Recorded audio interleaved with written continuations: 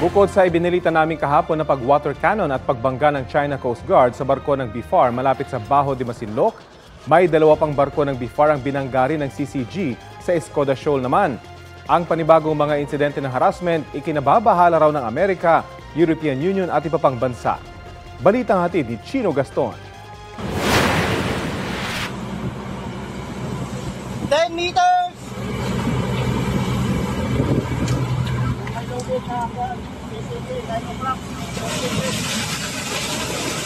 Dihit!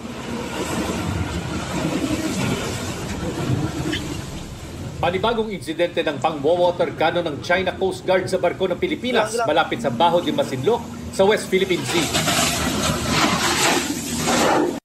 Mula sa ere, kitang-kita kung gaano kalaki ang China Coast Guard 3302 kumpara sa winang water cannon na BRP Dato Pagbuaya ng Bureau of Fisheries and Aquatic Resources.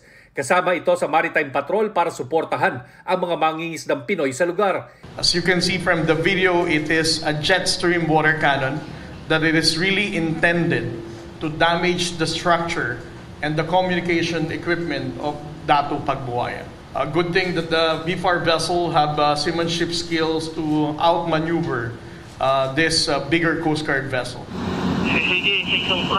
Hindi lang isa kundi dalawang beses ng water cannon ang barko ng China at hindi lang binomba ng tubig kundi binangga rin ang BRP Dato Pagbuaya.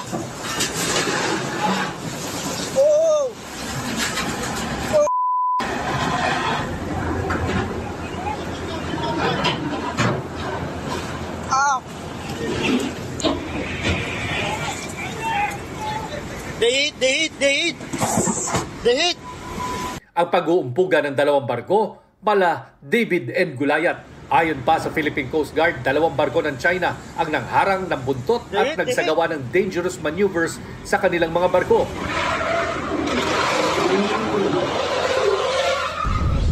Kabilang dito ang isang barko ng Chinese Navy. This is actually the first time that we have documented a PLA Navy warship shadowing a Coast Guard vessel in Bajo de Masinloc at a distance of only 300 yards. Pero iba ang versyon ng China sa nangyari. Sabi ng China Coast Guard, ang mga barko ng Pilipinas ang delikado ang paglapit sa mga barko ng China. Ipinagwalang bahala raw ng mga Pilipino ang mga babala ng China at inilagay umano sa peligro ang isa sa mga CCG vessels. This is actually an overkill.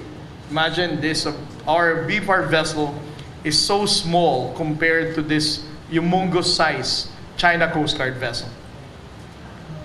And they have disregarded the collision regulation intentionally, side-sweeping a smaller Coast Guard, a smaller BFAR vessel. Halos kasabay ng nangyari sa Bajo de Masinloc, nakaranas din ng pangaharas ang mga barko ng Pilipinas malapit sa Escoda Shoal.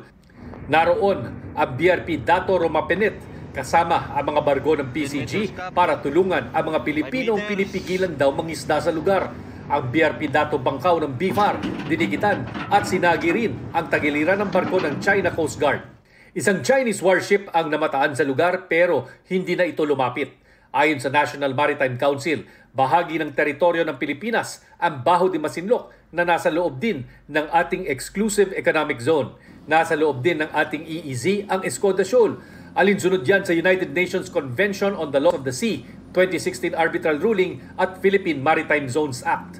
Ang bagong pasang batas, inalmahan na noon ng China dahil isinama sa West Philippine Sea ang Bajo de Masinloc at Kalayaan Group of Islands kung saan meron silang inaangkin na mga teritoryo. We deem it as it's illegal.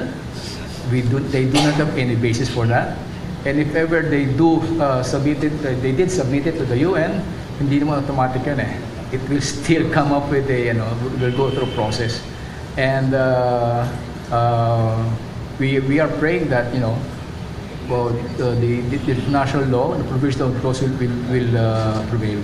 Tinanong ang National Maritime Council kung panahon na bang tapatan ito ng Pilipinas ng Philippine Navy. What to happen is actually kasi when you put a Navy vessel against a Navy vessel, it will only escalate the tension. The strategy is it's always a white ship play because that is a personality of the Coast Guard, peaceful police. But the Navy is on the defense side, so pag tinapat mo ang gray sa gray, it can escalate the situation. Chino Gaston nagbabalita para sa GMA Integrated News.